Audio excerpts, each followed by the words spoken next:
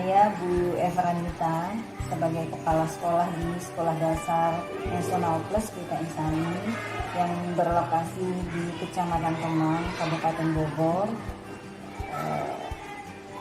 Sebagai Kepala Sekolah di Sekolah Penggerak, saya harus menyebutkan SDM unggul yang dimulai dari keunggulan guru-gurunya atau SDM yang lain, sehingga harapannya anak-anak yang kami didik adalah anak-anak yang cerdas dan berkarakter. Sekolah kami sangat menjunjung tinggi kebiasaan yang inklusif, karena di sekolah kami dibiasakan untuk tidak membeda-bedakan, baik itu dari latar belakang, suku, agama, ataupun dari keterbatasan fisik dan non-fisik. Kami berharap anak-anak kami ke depannya dapat menjadi anak-anak yang mampu menjadi pemimpin bangsa Indonesia yang gemah ripah cinai. Tantangan pembelajaran pada masa pandemi yang tentu saja pandemi datang tanpa diundang, yang tiba-tiba saja kita harus melakukan penyesuaian diri. Begitu juga yang terjadi di sekolah kami. Sekarang Kabupaten Bogor berada pada PPKM level 3, sehingga sekolah atau satuan pendidikan sudah boleh melaksanakan pembelajaran tatap muka terbatas di sekolah. Dalam mempersiapkan pembelajaran tatap muka, kami sudah melaksanakannya sejak dari awal pandemi terjadi.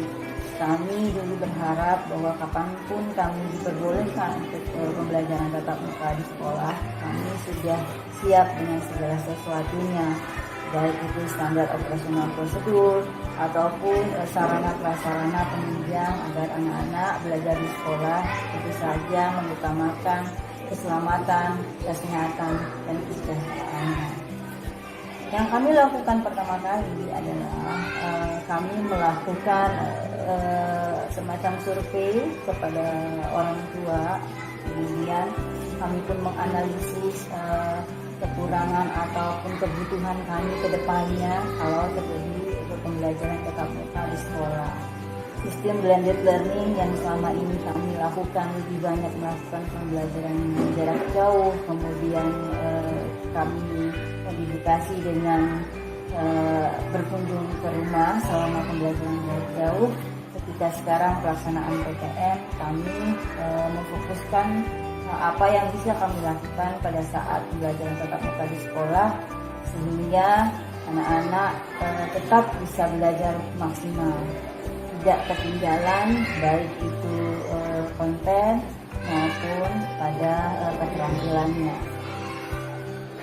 Perencanaan awal yang kami lakukan selain sebagai kebutuhan sekolah, kemudian kami melakukan screening awal kepada orang tua mengenai kesanggupan mereka belajar anaknya untuk belajar di sekolah. Jadi sekali lagi dasar utama kami dalam melakukan pembelajaran tatap muka di sekolah adalah kesiapan kami di sekolah dan kemudian kesiapan orang tua untuk mempersiapkan anaknya belajar di sekolah.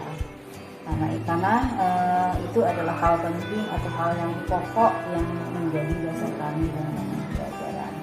Dalam mensiasati pembelajaran tatap muka di sekolah, tentu saja pembelajaran tatap muka yang kami laksanakan dengan penjadwalan 2 jam dan 2 hari per kelas tersebut membutuhkan strategi yang cukup matang, karena di sana mencakup ada penjadwalan, kemudian pemaksimalan konten di sekolah, dan apa yang bisa dilakukan di sekolah untuk memperkuat tentu saja pembelajaran yang sudah dilakukan di rumah. Selama 5 hari full day di sekolah yang biasa kami lakukan, kami harus mengemas 2 jam 2 hari tersebut di sekolah, sehingga utamanya yang penting kami lakukan di sekolah adalah memperkuat konsep. Jadi 2 jam 2 hari itu yang penting adalah memperkuat konsep, itu tujuan utama kami. Yang kedua adalah untuk membiasakan anak-anak beradaptasi pada keadaan pandemi. Yang ketiga, pembelajaran tatap muka terbatas di sekolah kami itu memiliki tujuan agar anak-anak tidak kehilangan masa perkembangannya, masa mereka bertemu dengan orang lain, masa mereka mengenal lingkungan. Karena anak-anak yang berada di tingkat dasar tentu saja membutuhkan pergerakan dan pengenalan sosial yang lebih dibandingkan anak-anak yang sudah pada tingkat kematangan. Karena kebutuhan sosial, bersosialisasi, kemudian mengenal orang lain itu 2 tahun kemarin terasa hilang karena lebih banyak mereka berada di rumah. Yang keempat, kami melakukan perubahan dalam melakukan penilaian, artinya penyesuaian dan melakukan penilaian. Kami merubah paradigma bahwa kemarin kami memfokuskan 50% untuk kognitif, maka sekarang kami memfokuskan penilaian 50%-nya kepada proses, kepada sikap belajarnya siswa. Kami menghargai pada perkembangan belajarnya siswa. Jadi siswa dimulai dari mana dia berkembang, kemudian kemajuan apa yang mereka lakukan. Itulah yang menjadi sumber utama penilaian kami, di samping keterampilan dan tentu saja konsep pengetahuannya.